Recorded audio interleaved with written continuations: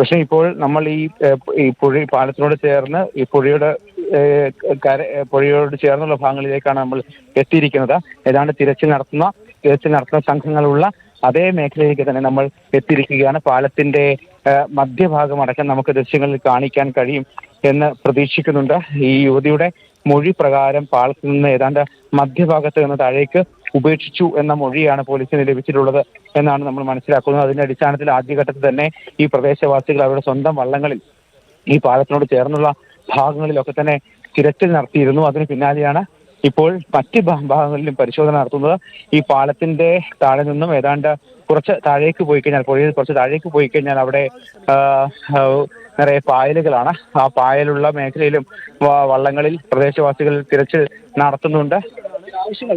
അതോടൊപ്പം തന്നെ അതിന്റെ താഴെ ഏതാണ്ട് 5-6 കിലോമീറ്റർ താഴോട്ട് പോയി കഴിഞ്ഞാൽ അവിടെ ഒരു ചെറിയ തടയണയുണ്ട്. അതിന് ഷട്ടറുകൾ അടക്കമുള്ള ചെറിയ തടയണയുണ്ട്. അവിടെയും ആളുകൾ പരിശോധന നടത്തുന്നുണ്ട്. അർജുൻ, നമുക്ക് അറിയുന്നത് പ്രകാരം തന്നെ നേരത്തെ അവിടെയുള്ള പ്രദേശവാസികൾ പ്രതികരിച്ചല്ലോ. അപ്പോൾ അവരെല്ലാം പറയുന്നത് ഈ അമ്മയെ കണ്ട ഒരു സമയം എന്ന് പറയുന്ന CCTV ദൃശ്യങ്ങളിൽ കണ്ടിട്ടുള്ള ഒരു സമയത്ത് അവിടെ അത്രത്തോളം വലിയ തിരക്കില്ലെങ്കിലും അത്യാവശ്യം തിരക്കുള്ള ഒരു റൂട്ടാണ്, ബസ് റൂട്ടാണ് അതെന്നൊക്കെ പറയുന്നുണ്ട്. അപ്പോൾ ഈ പാലത്തിൻ്റെ തന്നെ നടുവിലായി നിന്ന് അമ്മ നിന്നിട്ടുണ്ടെങ്കിൽ ഇത് ആരുടെയും ശ്രദ്ധയിൽപ്പെട്ടില്ലേ എന്നുള്ളതാണ്. ആളുകൾ അതിലൂടെ കടന്നു പോകുന്നുണ്ടാവുമല്ലോ. അപ്പോൾ അസാധാരണമായി ചിലപ്പോൾ ഒന്നും തോന്നിയിട്ടുണ്ടാവില്ല. എന്താണ് സംഭവിച്ചതെന്ന് നമുക്ക് പറയാനും കഴിയില്ല. ഇതിപ്പോൾ എന്തായാലും ആ പ്രദേശമൊക്കെ നന്നായി അറിയുന്ന ഒരു സ്ത്രീയാണല്ലോ ഈ കുഞ്ഞിൻ്റെ അമ്മ, അല്ലേ? അതെ റോഷ്നി, അതായത് ഈ ഇപ്പോൾ തിരച്ചിൽ നടക്കുന്ന ഈ പാലത്തിന്റെ ഭാഗത്ത് നിന്നും ഏതാണ്ട് ഒരു 2.5 കിലോമീറ്റർ അകലെയാണ് യുവതിയുടെ വീട്. യുവതി ജനിച്ചു വളർന്ന വീടാണ്. യുവതി വിവാഹം കഴിച്ചിരിക്കുന്നതാണ്. ഈ തൃപ്പൂണിത്തുറക്കടുത്തുള്ള ഈ ഭാഗത്തേക്ക് വിവാഹം കഴിച്ച് അയച്ചതാണ്. യുവതി ഈ ആലുവക്കടുത്തുള്ള ഈ ഭാഗത്തുള്ള വീട്ടിൽ തന്നെയാണ് താമസമെന്നാണ് മനസ്സിലാക്കുന്നത്.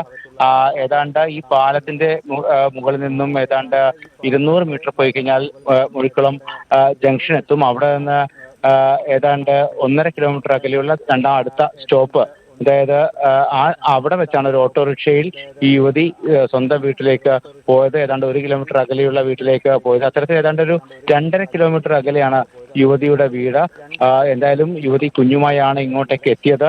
തിരിച്ച് ഓട്ടോറിക്ഷയിൽ വീട്ടിലേക്ക് പോകുമ്പോൾ കുഞ്ഞ് ഒപ്പമുണ്ടായിരുന്നില്ല എന്ന കാര്യത്തിൽ സ്ഥിരീകരണം വന്നിട്ടുണ്ട്. അതുകൊണ്ട് തന്നെയാണ് ഈ മേഖല കേന്ദ്രീകരിച്ച് തന്നെ കൂടുതൽ തിരച്ചിൽ നടത്തിക്കൊണ്ടിരിക്കുന്നത്.